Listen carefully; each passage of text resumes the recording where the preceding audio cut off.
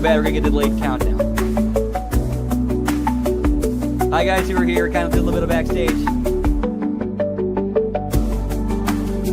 Or unless we get to the second one. We're gonna get there. So, yeah, forget the countdown. We're here. We're hanging. We're chilling. It's the Impact Attack. What's up, pal? Hey, what's going on?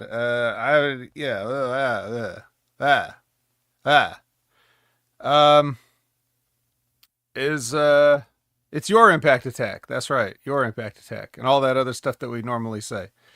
VBC in the house. It's a little bit weird. We've got some internet problems all around. Internet problems for everybody. Anybody that was here for that wreckage knows. Little internet issues for everybody. And we weren't able to do a Raw watch along earlier, is my understanding. Is that correct? Unmute yourself first. Uh-oh. You're still muted.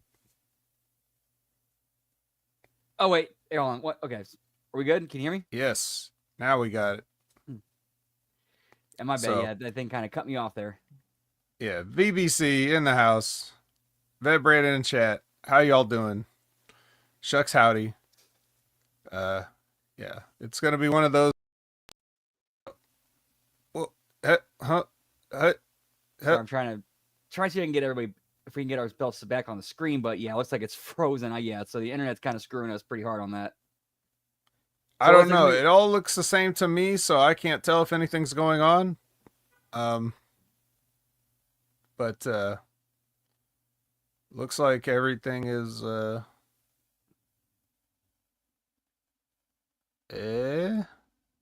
normal-ish. I don't know what to say. Oh, I got on my end, I'm seeing a black screen and it says your browser failed to play the video clip. Oh, it played. I saw it. Well, let's ask the C what they're seeing. How's everything on the live end of YouTube? What are you guys seeing anything abnormal or what is your experience so far? We'll get some feedback from you. Obviously, neither of our internets are reliable. Mine seems to be okay for now, but who knows? Liz could see us both. Is there any audio? Pretty good on my end. Labrat says everything can see both of yous. Well, obviously you can hear us because you're responding. So, all right. So basically, this is the plan. We're going to do a WWE Speed edition of this because not only is there nothing to talk about, but obviously we want to get through this before anything catastrophic happens, right? So we're just going to be in and out today. Like a burger. Now I'm hungry. Well, that's even more reason that we go ahead and wrap this bad boy up. So, any news out there? Not really. There's a lot of bullshit surrounding this Night of Champions coming up and real world situations. But suffice it to say, since I've not looked into any of it or researched any of it or bothered to listen to any of it, and because I live in a protective bubble and try to ignore the outside world, I can't really comment on it with any good faith. All I could tell you is that there's a lot of bullshit out there, and Night of Champions will probably go on as planned. Brandon, do you have any comments? Hopefully nothing happens. It looks like there might be an actual ceasefire right now. Again,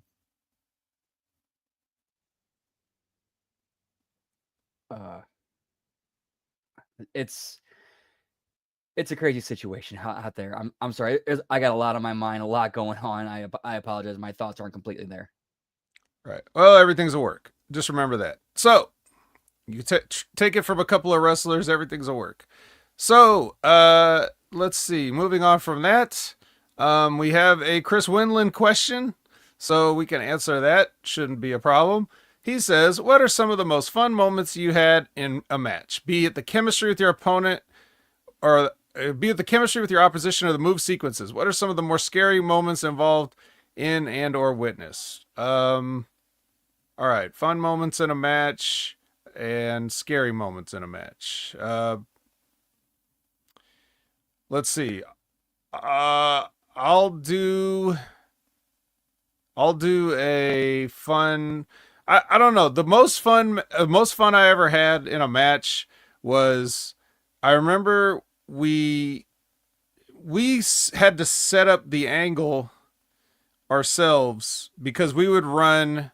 So like in Rip's class, we had promo practice like pretty much every session.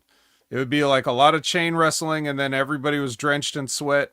And then while we were all recovering or maybe even changing clothes, uh, we would sit in the bleachers and people would do 1 minute promos. So he'd call one of us at a time up to do 1 minute promos. And we, as the Army of Two, wanted to have a match with these two other guys named Sonic and Fang, which they were, one guy was actually literally dressed like Sonic the Hedgehog, and the other guy was like a Sting if Sting weighed 120 pounds. So we love these guys, and we just wanted to have a match with them on uh, the monthly show that we had to sell tickets to. It was just like in addition to everything else OVW did, we did this show. It was just for the non-contracted people to raise money and get a match. So we never got to get booked against these guys, even though it was a natural setup for a tag team. So we just started in promo practice. We just started doing promos leading up to it. And finally, after weeks and weeks and weeks of doing this, like several months going by of them not booking us, so finally they booked us and we had the match. And it was glorious. It was the best match I ever had and whatever. We got a rematch at some point because it was so fun. But here's the problem. I was out of town. So what happened was my partner picked me up from the airport, and we were literally driving back to Davis Arena, and I'm putting like my gear and my boots on in the back seat, right? So we get there like right as the show is like getting ready to start, and we have like really no time to talk about anything. So we just went out there and just completely improv like a 10-minute tag team match, whatever. And so like my memory of that whole situation, the match wasn't as good as the first one we had in my mind, but it was fun because we didn't really have time to think. So we just had to go out there and do it. And that's how pro wrestlers need to do it. You need to be able to do those kinds of things because you never know what can go wrong. Whether you plan a 20-minute match and every move by move and then you forget it all, you need to know what to do. Or whether it's like you've never seen the person before and they're not going to talk to you and you need to know what to do. So either way, that is important to be able to do. But it's really rewarding and fun when it goes off like that. Brandon, do you have a fun moment in a match or any situation like that? I think it was when I first learned that like I do have the ability where I can work on the fly and think on the fly. Working with guys who taught me how to do that by being with them in the ring. Like similar situation, right? So do you have like a specific memory or even like a moment in the match where, did you ever get that light bulb moment where you're just like, oh my God, this is what I was taught? Not specifically, more just like as we're going throughout the match, it's like, oh, now this is making sense. Yeah. All I gotta do is just listen, follow along, and let my muscle memory kick in. Yeah, it's easy when you all you have to do is listen. As for scary or dangerous moments, probably some, but I don't really remember. I don't remember. I can't think of anything I was personally involved in or watched. But I could, this wasn't scary or dangerous, but it was funny. So like I can just add it to another fun story. The time that, Future at the time, future WWE Raw General Manager Brad Maddox or whatever didn't want to take a spear from the Big Cat. I think I've told that story on here before, but just having this guy just be like, for some reason, uncooperative and whiny and things not going his way and him getting the shit speared out of him anyway, despite everything, was also very funny to me. And I orchestrated that, and I'm proud of that. So take that, former WWE general manager and future Page spit roaster Brad Maddox. Get me beef Wellington, pal. Yeah. Yeah, this is when he was still doing his, what was it? He had like an Ollie G gimmick where he literally just dressed like Ollie G. And I'm trying to think, what was his name called? I can't remember the gimmick name right now. Maybe it'll come to me later. Any other fun or what about you, Brandon? A scary moment in the ring? A dangerous moment?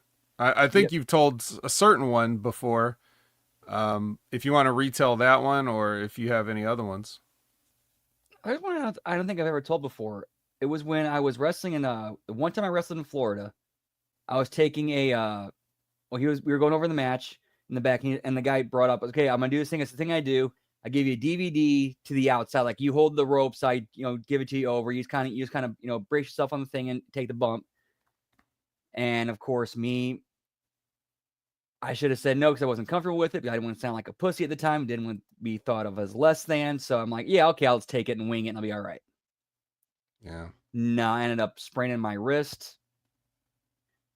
And we went to the finish where I took a candy glass beer bottle to the head. Which, to be fair, it actually came off pretty well. It was candy glass. I didn't get cut up. I didn't get anything from that. It didn't explode in the guy's hand before it reached you? No, it actually, I was very surprised how well it went off. So a happy ending somewhat. Kind of, yeah. the old bottle to the head happy ending. Yeah. I definitely think that, I'm a big proponent, as a lot of people know if they watch me on Twitch and whatever, or even here, like I'm a big proponent of like following your instincts, because of how many times, in the past that you just don't, you ignore that little voice in your head that says maybe not, or maybe the voice is in your stomach, whatever it is, the feeling, the thought, the thing that tells you maybe don't. And we just always go, let's do it anyway. That's definitely in every wrestler's mind. But, it's the urge to fight that instinct. You have to train that up by doing it. You have to do those things. Like when you get those feelings, you have to follow those feelings and go with that, because most of the time those feelings are accurate. So yeah, we've all had those times where we thought, I don't know, and that's usually the beginning of a story of a wrestler getting hurt or something, right? Never do anything you don't feel comfortable with, even if it's some veteran telling you or whatever. That's a lesson out there. If you ever find yourself in that situation, just figure out a way to, just do what Dwayne Johnson would do. He would say, hey, that's a great idea, but what if we did this? Just learn to politic around your instincts and make things work. So yeah. Yusuf's in the chat asking a lot of Matt Cardona questions. I believe I met Matt Cardona because those guys showed up at OVW around the time I was there as the Major Brothers, and then they got up to ECW, and then they did the Edgeheads thing. So that was like around there. So I may have done like a handshake meeting, but when I was working at Toys R Us, when I was living there at that time, those guys would come in and mark out and buy all these action figures and stuff. That's what, obviously they're known for now. But they were doing it even in 2006-ish era. So 20 years of, at least 20 years. I mean, they've been marks their whole life, but at least 20 years of specifically collecting action figures, if not more. And I saw them in there doing that. I didn't actually help them there for whatever reason. They didn't need the help. They knew what they were doing. But yeah, so that's really all I have on Cardona. I don't know. He seems like a cool guy, I guess. I don't know. I didn't interact with him much. Any Matt Cardona interactions, Brandon, ever? I can't say that I have. Okay.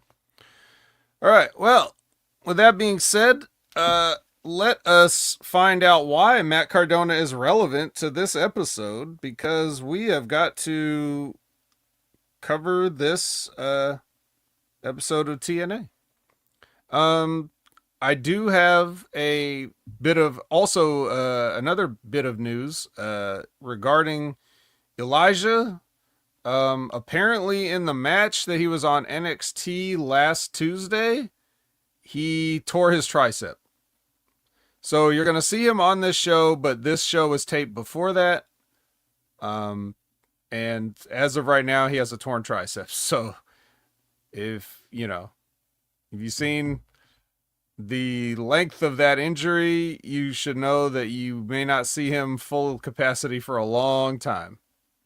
But yeah, apparently it happened at some point in that NXT match. I had no idea. I didn't know from watching it. They didn't overly sell it.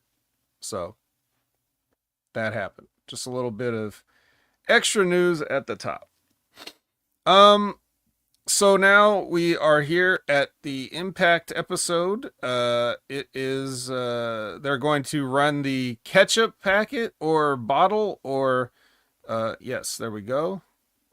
And then we are going to open up with Sami Callihan versus Eric Young, aka the leader of a band of thugs versus a guy that used to lead a band of thugs. I mean, that's basically what we have here. Eric Young does his terrible, slow, boring, white person music entrance. And thank God, if Sami Callihan ever did anything right in his career, it's when he jumped him before he could finish the entrance, as he's just standing there with those guys, like with his back to Sami Callihan, doing his entrance pose and everything like that. And Sami runs up and gloms him off the apron. So thank you very much. Yes, but that was about the last interesting thing I saw in a match. Shenanigans throughout the match. A little bit of testicle grabbing, from Sami Callihan. Just a little grabbing the balls. A little bit. Until like one of the guys comes in and gives, I don't remember which one, hits Sami Callihan with a chair because the referee's distracted. And then Eric Young pile drives Sami Callihan. And there you go. Take that, Sami Callihan. Any thoughts on this whole thing? The angle, the match, the fact that Sami Callihan is becoming almost a perfect sphere. What are your thoughts? I thought it was all right, but like, where are we going? Like, what was this point supposed to be? Like, the setup was supposed to be like they're fighting for the honor of TNA against like Trick Williams. Like, well, okay, what were the stakes on this? Why was this a number one contenders match? Like,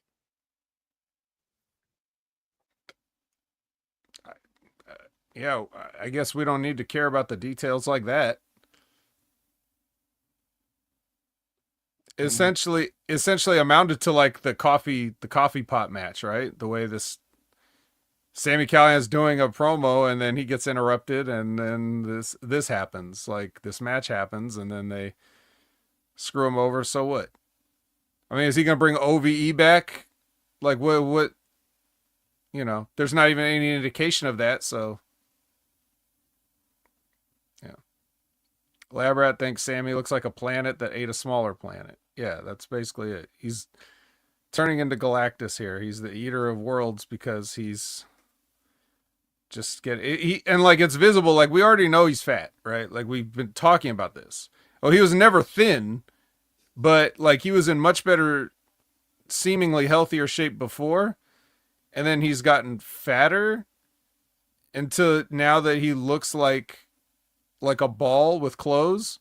And then, but even in this match, as I was watching it, knowing that I've been calling him fat for years, I still watched this match and was like, oh shit, he's gotten fat. Like, I thought he got fatter than he's been. So, like, I say this not only because it's hilarious, but also because genuinely, I don't care about the Sami Callihan gimmick, character, whatever. I'm not a fan, not any of that. But the real guy, like, health is health, and I don't want anybody to be unhealthy. So I would hope that he could get back down to a fighting weight, because it's not going to be good for you later on in life, especially if you keep wrestling. Like, this wrestling and the grind is always going to be hell on your body and your joints, especially if you pack on extra weight. Some guys, their joints and ligaments and things like that are under tremendous pressure because of they're under tremendous steroids. But it's the same thing if you're overweight with fat. Like, you're weakening your body, having to, you're grinding your knees down, the cartilage down to your knees, having to carry this extra poundage. And then you're still in there taking bumps and stuff. You're just asking for disaster to happen. And we've seen how absolutely nothing can happen. Perfectly normal, like, size and shape, Liv Morgan goes in the ring, takes a drop toe hold, and her shoulders separated, and now she got a, So if that can happen with nothing's wrong, don't increase your odds, is basically what I'm saying. Yeah, 100%. Like that Liv thing, freak accident. Like, you hit the right angle with the right pressure. It's all it takes, as minimal as it is. Yes. It's always some stupid thing, regarding just some even shoulder injuries, because you use your shoulders all the time. Like, in regular life, you use your shoulders all the time. If you have a job where you have manual labor, you use your shoulders to lift things. If you're in wrestling, you're constantly using your shoulders. If you're in the gym, you're using your shoulders. Like, your shoulders are going to get worn out. You see Liv Morgan, boom, shoulder injury on a drop toe hold. What the fuck? You've seen Sami Zayn when he did that entrance against John Cena, and he's doing the whole, like, let's go thing, and he tore his shoulder right there doing nothing. Like, I almost tore my shoulder doing it, or I could have, but it happened to him. I saw literally with my own eyes in front of me. I wouldn't have believed it if somebody told me, but I saw a guy tear his rotator cuff on a hot tag. Like, he was receiving a hot tag, and he tagged into the ring, and the guy tagged him, and his shoulder separated. So it's like, it's the stupidest shit ever. You can't even, how are you supposed to market an injury like that? Especially when this is the thing that pisses me off the most, because you hear me come on here and you hear me say, why are they doing all this dumb shit? Why are they doing this dumb shit? Why are they taking this bump? Why are they taking that bump? Why are they kicking out of this? Like, it just sounds like old wrestler complaining, but you also have to understand that the part of that that's gone unspoken all this time, that we talk about these things and say this is dumb. One of the reasons why it's dumb is because if you're pretending that these things can't hurt you, then you look really dumb when you tear your shoulder out on a drop toe hold. Like, if you've gone through tables and off cages and all this other shit and 20 finishers and you kicked out of all of it, and then you take a drop toe hold and they have to stop the match, that makes wrestling look fake. Like, the stuff you're doing and surviving makes wrestling look faker. It doesn't make you look stronger. It doesn't make you look cooler. All this kicking out and shit, it buries real injuries. We have to sell that anything could kill a pro wrestler at any time and stop their momentum. That's the whole point of selling. We don't just say selling like the way Seth Rollins just grabs his knee. That's not really selling, right? You have to sell the idea that this stuff is dangerous. And when you get taken out by such weak real life things, that buries all the stuff that you're doing, and it takes the crowd completely out of the mindset. That's why they chant for things ironically. They cheer for things ironically. They're behind gimmicks like, oh, well, one we'll get to here in a minute, where everything's a joke, right? So everything's a joke because we can't believe anything anymore. Liz says she threw her back out taking cookies out of the oven one time, and she was 25 back then. Anything can happen. So, all right. We are at the Rascals, Joe Hendry, Elijah, and Leon Slater with Gia and no music underneath. They cut a promo. They all get their turn. Okay, it's standard promo. Nothing of impact was said, pun intended. Then we have the Order 4 Summit, aka the dress down session. First, Ali dressed down Tasha. Then he dresses down Jason Hotch. Whatever they have to say, he makes them apologize. Then he calls John Schuyler in, who's supposed to be the most loyal, but he takes the mic away from Ali, and he's talking about actions have consequences, the way Ali always says. And he tries to get in his face and yell at him, but Ali isn't hearing it. And he tells him to get down his hands and knees and apologize, and he won't do it, and he shoves Ali, and then Ali rolls out of the ring and grabs a mic and says, you just got yourself a match next week. A call to arms match. Like, we know what that is. Like, we've ever heard of that. And like, we're supposed to care. And like, he can book matches. That's basically all the stuff that happened.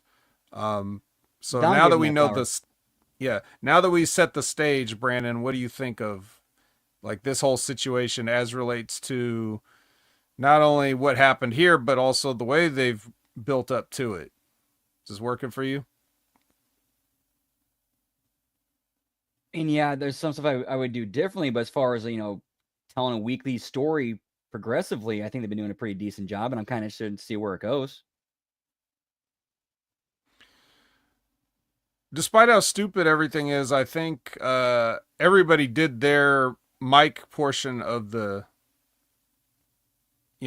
like they did good promos is what I'm saying. Like Jason Hotch, other than those promos where they come out and just do their usual great hand shtick, you never really seen these guys cut an actual promo. So like, it was good for them. I thought they did good, well enough in it. I mean, Ali's character is like cartoonishly, unrealistically, like evil, but yeah, kind of going into mustache twirling territory. Right. Not that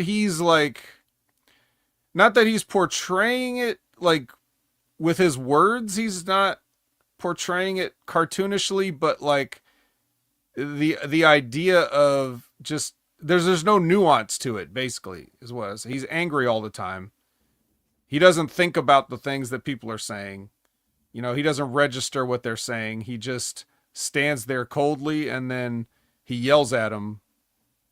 So there's no nuance to the character, which that would normally be fine, but again, we got away from what the character was started as or was supposed to be, or at least my vision for what they thought they were going to do, which is, like the glad-handing politician sort of thing that smiles in everybody's face. Well, this is everybody's face. We're all out here, TV viewers, audience, everybody. So he's supposed to be trying to win us over in that arena, literally and figuratively, that arena, the political arena.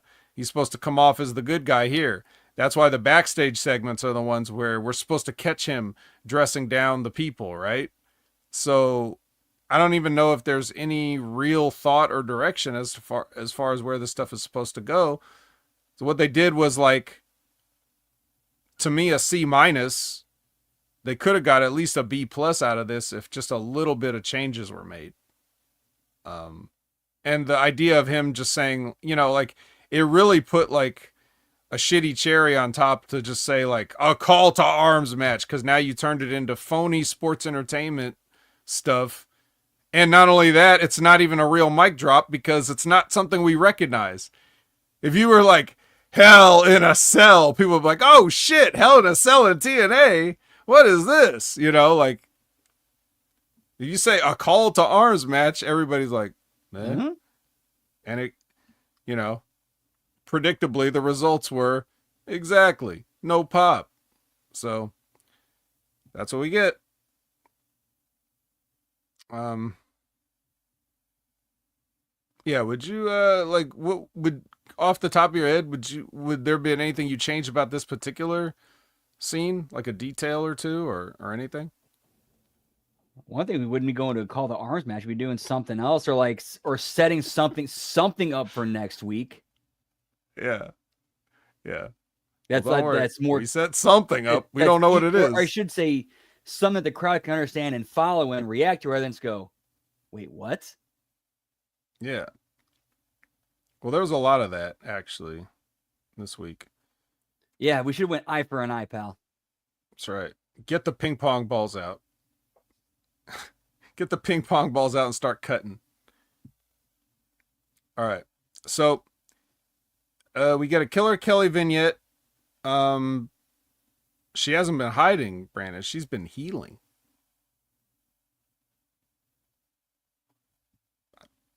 That's it. That's all I got. I'm pitching it to you. Yeah, I can't really take it from there either. Yeah. At least it's kind of some explaining where she's been. Yeah. It's a little sexy, you know, if you're into that stuff. That's kind of always been her thing, is like, the chains and the whips and the leather. And the killing. And the killing. And the red. Yeah. All right. Well, more on that later. So Elegance Brand versus Lei Ying Lee and Masha Slamovich.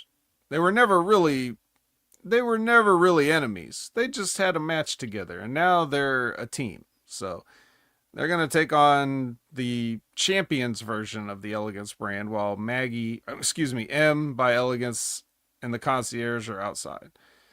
So yeah, whatever. I didn't watch this. The funny thing though about the finish is that normally they do a distraction finish where someone walks out and, does something, like actually does something.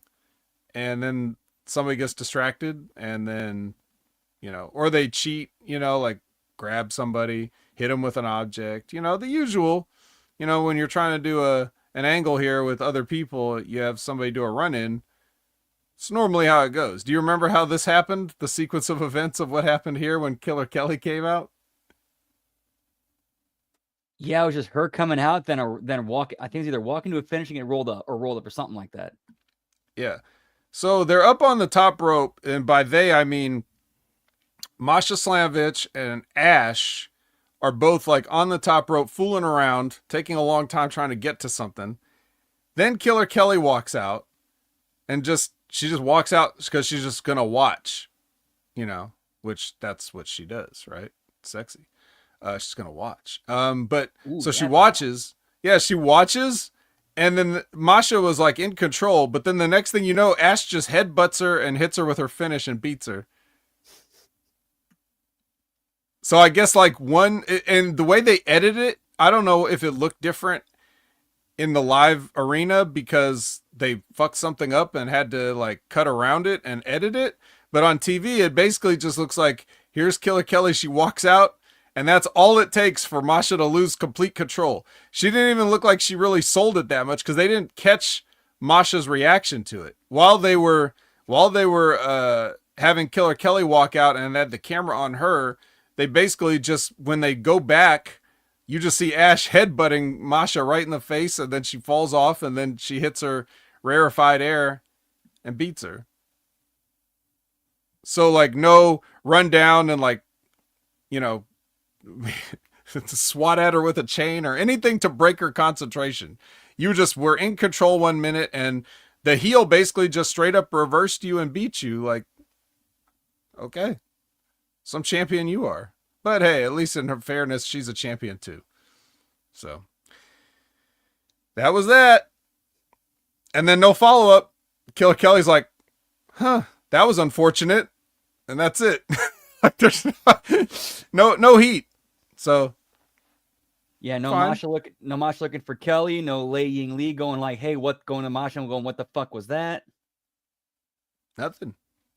And to be honest, it wouldn't have even made sense if they did that, because technically nothing happened. It's not against the law to just walk out to the top of the ramp and watch, like she didn't even come down to ringside. She just stood at the top. So like, You couldn't even blame her for it. Why would you be More looking for it? It was your fucking fault. Yeah, that's more Masha's fault for getting distracted. Yeah. If she got distracted. I'm not even sure she did. Just looks like Ash was better, that's all. So, well, she earned herself a title shot, I think. Double gold Ash by elegance here. All right, now it's time for everybody's favorite part of the show. Gimmick injury report. So here's what we got. KC Navarro. He has a dislocated knee. He is out. No shit. Santana. He had that head injury, you know. Like, you remember when First Class, possibly even, it wasn't KC Navarro. KC Navarro was getting beat up, but AJ Francis busted a bottle over his head. Well, he's cleared of that injury. So, he's not cleared of his suspension just yet. You know, his suspension for raising his temper. But we'll deal with that later. And apparently Tasha Steelz, in the last match she was in, suffered an upper body injury. Was it all of it? Was it the whole thing? Arms, head, torso? Somewhere in that area. Yeah. Well, she's cleared, so must not have been that serious. There you go. Santino comes out. He says that next week it's going to be Mike Santana versus AJ Franchini in a street fight. So there you go. There will be plenty of bottled revenge we could be able to have. And then he calls Tommy Dreamer out here, and he says, like, Tommy, I know that there's a dog in you. And I was like, did Tommy Dreamer eat something he shouldn't have eaten too? But then he was referring to like Mance Warner and, you know, getting physical with that horrendous, just uncalled for, just brutal, normal vertical suplex that he gave Tommy Dreamer. So he's basically offering Mance Warner up to Tommy Dreamer, like, you want a match? I can make a match. And then Mance Warner and Steph come out, and she's doing the promo to the ring and saying it. She wasn't even born when Tommy Dreamer was relevant and all this other stuff. And then Tommy says, like, you know, I don't remember how he said it. He's like, it's not about me, it's about something else. And then Jake something comes out. Very little reaction. He beats everybody up. No reaction. They all run away. Bring Jake something out is not going to be the reaction that you hope for. Especially when he's like cut so much weight and muscle. No. Like, yeah. wasn't he visibly like smaller than before? I mean, he looked like he was in decent shape like always, but yeah, maybe not the shape he had been in. Oh yeah, I'm not saying he was in bad shape, but like noticeably smaller. Yeah. Also, like, he's not over, and also they couldn't decide what he is, because I think the last time I remember seeing him, he was with Hammerstone, and they were being heels. Like, we don't. I don't know. I feel bad because you put. I feel bad when you put the performer in that position, where you're supposed to make a big return and like no one cares. Like, you should be able to know that that's gonna happen. That should be your intuition as a booker or a writer or whatever you want to call yourselves these days in wrestling, to know that it's not gonna, you know, why would anybody why would anybody make a huge deal out of Jake something coming back? Yeah.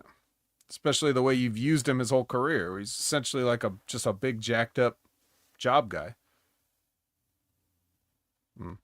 Give me jacked up job guy, pal. Yeah, here he is, Jake something. All right, so Indy Hartwell confronts Tessa Blanchard. Apparently they have a past. Apparently, people slept on each other's couches and everything. It was, it was a whole thing. So, yeah, but nothing really happens here. And then we got some Triple Mania highlights. Joe Hendry had a Spanish version of his theme song, and Moose was in a Fatal 4-Way thing defending his X Division title, and he retained that. So good for Moose. Very nice. Next is the System versus Matt Cardona and his mystery partner, who ends up being... He's the hometown man. He's the hometown man. It's the hometown man.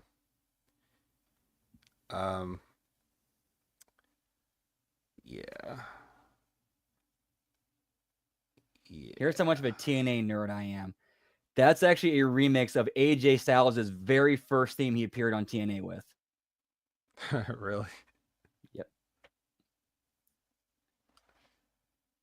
Was he also a hometown man? Close enough. Close enough to the hometown? It's within the county anyway? Not quite within the state. Well, yeah. Huntsville, Alabama's a bit of away from Gainesville, Georgia. Yeah. So one thing I noticed here, like when I often don't pay attention to a lot of these matches, but when I do, just to give you an idea of like the eagle eye for things that I do have, if I cared to break things down, or if you guys even would have cared for me to break things down, the minutia that you wouldn't even consider or care about. But like JDC in this match did an Irish whip, and he actually, like, if you've seen people do an Irish whip, sometimes they'll like spin, and a lot of times they spin the wrong way because they just see people spin and they don't realize there's a reason why. In wrestling psychology, there's a reason why everything happens. Most people just think, okay, tackle drop down is just a thing we do. They don't really understand the psychology of the spots, or, they don't understand the reasons why things are the way they are, how they evolved into what they are from what. But like an Irish whip, you just see people they just do like a light, I just pat you on the back and you go running, nothing realistic about it. You're not like looking like you're trying to use all of your strength to hurl a human body against their will across the ring, which is what this is supposed to do. The whole idea of wrestling is that you're not trying to let yourself be moved. That's the whole thing. You're a grappler. As soon as you said that, I started going right back to the drills we used to do for Irish whips. All right, you push him off. You jump. You do a hop jump to the center. You squat down and you pivot, and you put your hand and you make it look like you're pushing him to the other side. Right. It's all about how you look at it. And sometimes when you really want to emphasize the fact that it's not easy to Irish whip a person, you take your hand, you push him, and you follow through with your hand, and the momentum carries you in a 360. That's usually so that you will be out of position as kayfabe. You'll be out of position so that when they come back with something, there's a reason why you took it, and not just standing there staring at them, running at you, hitting you with something, right? Exactly. Do that pivot. You turn around, they come off the rope. As soon as you turn around, they hit you, whether it's like a shoulder tackle, a clothesline, or whatever it is. Yes. Now, usually you do this from a headlock. Like, you are in the headlock, you push them off, you run. You sell the head, you take a few steps, and as soon as you're like done selling the head, look up, there they are with the shoulder tackle. That's right. And how many times do you see somebody just go, eh, eh. Like they just stand there and look at it the whole time, right? No selling, no nothing, right? So that being said, JDC actually spun the right way, even though it was kind of slow. He didn't do like a quick spin, but he actually followed through with his momentum and did a spin correctly. So, like, I wanted to point that out, that I saw him do that, because a lot of times you'll see somebody do like the push off. They do the push off, right? And instead of going in the direction of the push and turning that way, they'll like push them straight off, and then they'll just turn this way, like the complete opposite way, which would be physically impossible for momentum to carry you the other way. But that's because you can always just tell those guys just do the spot because they've seen it. They don't understand the spot. They don't even understand why anything is done. Sonic wants to know why it's not Irish, or why is it Irish and not a Dutch or Scottish whip? I gotta assume because no one ever thought to grab a guy by the arm and throw him until somebody in Ireland did it. It's got to be that, right? It's got to be the reason. Why is it not called the Cool Whip? Copyright reasons. That's why. Oh yeah, I'm bad. I'm not gonna pay, whoever like, $6 every time I shoot a guy off. Kidding me? So anyway, that being said, that's the most interesting thing I had to say about this match. Other than the Fat Eddie trying to, unmask Hometown Man. Maybe he thought there was some Cool Whip under there, like a slice of pie under his mask he was hiding. And he got victory rolled trying to get this guy's mask. So he victory rolls Fat Eddie, which was an impressive feat to pull that much weight down and hold it down. But then afterwards, they kick the shit out of him, of course. And then here comes Cardona, and he gets in Myers' face, and he's like, come on, you gonna hit somebody, hit me. But Myers won't hit him. So Myers just goes and kicks Hometown Man some more while the other people in the system beat up Matt Cardona. So he won't do the work himself, but, he's okay with the rest of his friends kicking his ass. Yeah, that's a good friend right there. Yeah, it's good enough. Your hands are clean. I mean, what are they gonna try to peel Brian Myers out of the system now because what? And do they do their podcast every week? So like do they have to go on there and pretend like none of this stuff is happening?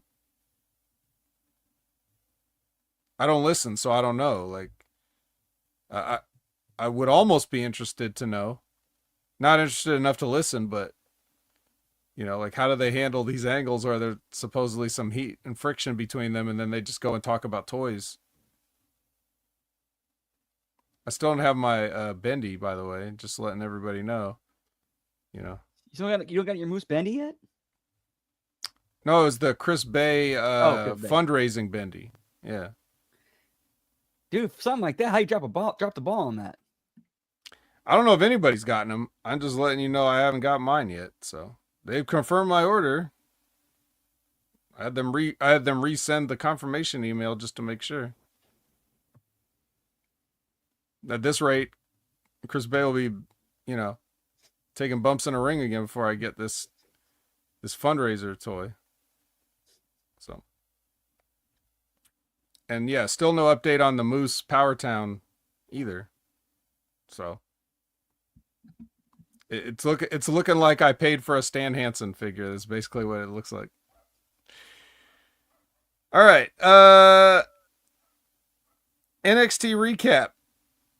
The stuff that happened on NXT, which basically led to Josh Briggs getting a match, tomorrow night on NXT. As of this recording, it's tomorrow night. We'll see if Josh Briggs can become the TNA champion. Somehow, I doubt it. And then a main event is the Champions Challenge, which if you don't know what that is, it's this ridiculous 10-man tag team match where everybody on one side is the champions and everybody on the other side is the, I guess, prospective challengers for these belts. So that's going to be, and Frankie Kazarian is going to be on commentary for this. It's going to be Rascals, it's going to be Slater, it's going to be Elijah, it's going to be Hendry versus Burt Macklin, the Zigglers, Moose, and Trick Williams. Interesting to note, Trick Williams comes out, he daps up everybody, but no dap from Dolph. Dolph will not dap up Trick Williams. Ryan dapped him up, no problem. He's not in a position not to dap people, but no dap from Dolph. Interesting. Why? They didn't really mention it. And of course, the story of the match is that Burt is a champion, but he doesn't necessarily get along with all these other guys. He's only in it because they're all champions. So that's the tension underlying the match. Which is going to play into sort of the finish. So, yeah, before we get to that, I'll just ask you your thoughts on everything surrounding this and in this. And I like the idea. It's just, it was a time eater. Like, it took 30 minutes of the show. Like, we could have got this done in like 10 to 15. Yeah. I mean, we had to get all these entrances for first of all. Like, you can't have the top. You can't everybody say who? Yeah, you can't everybody come out to Joe Hendry's music and do like something with him, or have Elijah play everybody to the ring. Now we just got to get regularly on Slater as an entrance. And then we've seen like stuff like, I think we've seen some interactions with Trick Williams in the system, unless I'm mistaken, or I'm thinking of them and was it? I'm sorry, that was Robert Stone. Mm-hmm. Still, like, you could easily do something earlier on in the show with like the system and Trick Williams get on the same page, and they all come out to Trick Williams' theme song. Yeah. And of course, on the plus side, this does mean we get a Moose singles entrance, which is always nice, even though it's not quite what it once was. And he had no problem dapping up Trick either. They even had a special handshake, So really, Trick has no problem making friends now.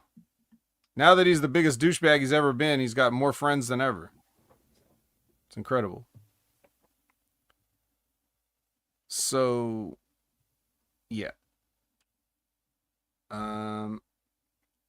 So, in the end, the friction between Burt Macklin and the rest of the team kind of boils over when he hits Dolph with his own belt.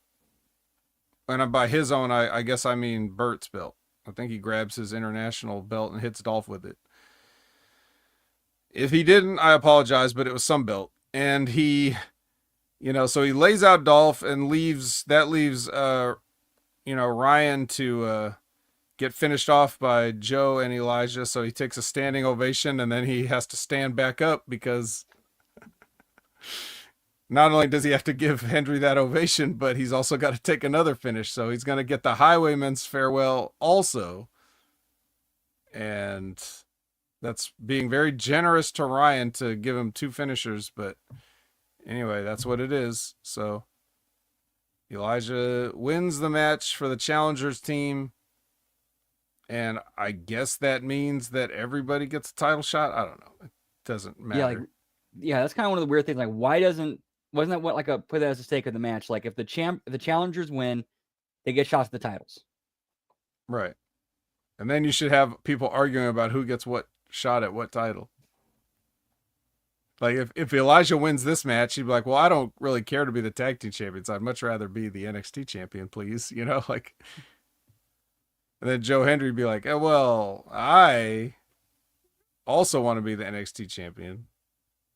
And then they could have 5 guys arguing about who gets to be the NXT champion. Even the Rascals. Why not? Just have them arguing. Zachary Wentz wants to be the NXT champion.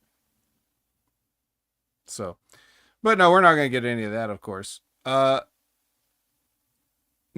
the one other thing I'll point out in this match, again, because if I want to pay attention, I really do. I really can pay attention if I want to. But what caused me to, well, one, I have to watch this because Moose is in it, so I'm going to watch it.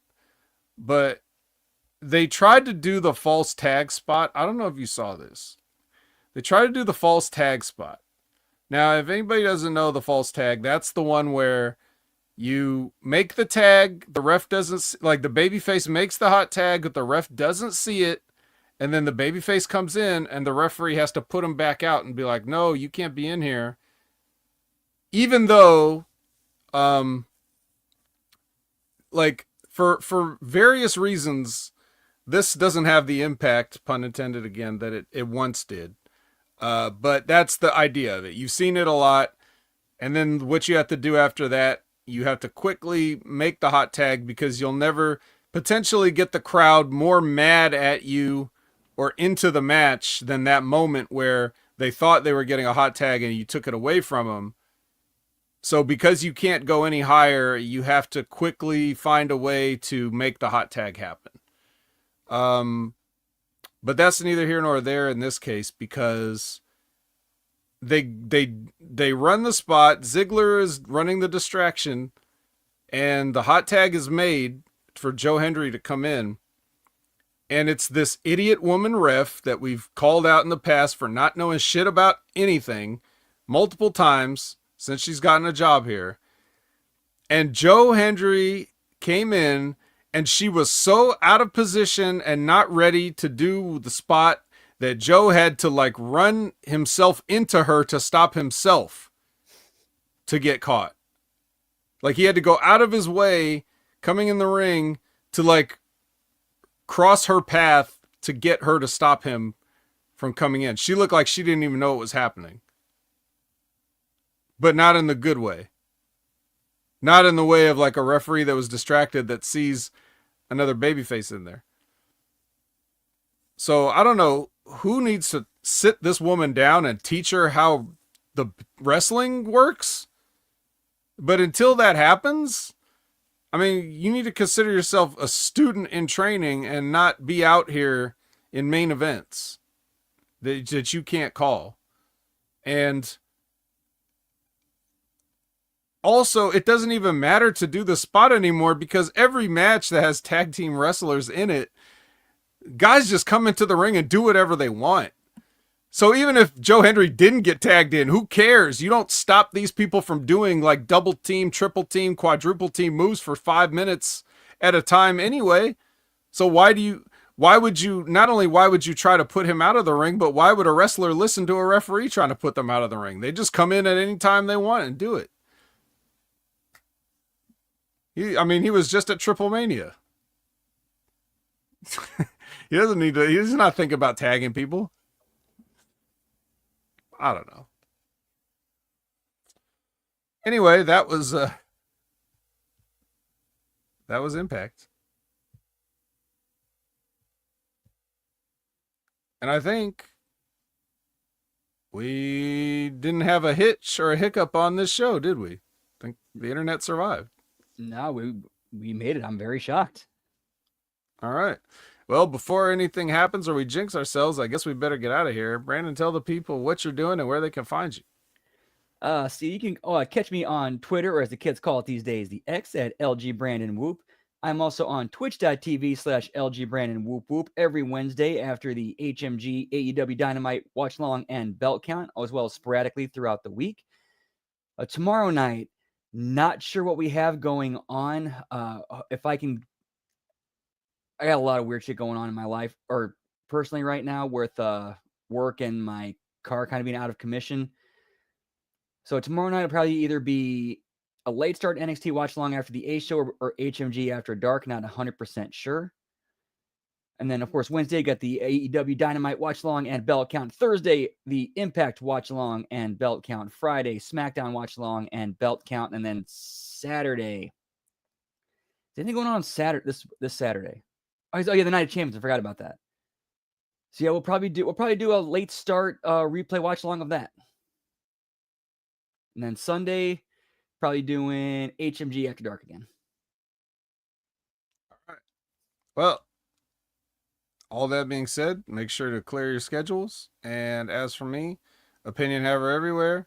You know the HMG shows. You know it's Next Level Wrestling Review on Wednesday, 8 a.m. Pacific, 11 a.m. Eastern. Big Ray Hernandez. You know it's The Wreckage with Jimmy T every Sunday, 8 a.m. Pacific, 11 a.m. Eastern with Jimmy T. You know that it's Wrestling with Rip Rogers every Friday at their concrete time of noon Eastern, 9 Pacific, 9 a.m. Pacific. You know that it's the Stevie Richards Show with a new episode every Friday. And you know that it's Limpin' Ain't Easy with Timmy Baltimore every Wednesday. So right after we're done with the Next Level Wrestling Review, you can go over to Timmy's channel and check out the new episode. So that should just about cover it. So thank you guys for watching and bearing with us on the WWE Speed Edition, even though it took twice as long as I thought it might. But for Brandon, I'm the vet, and I don't have a sign-off line.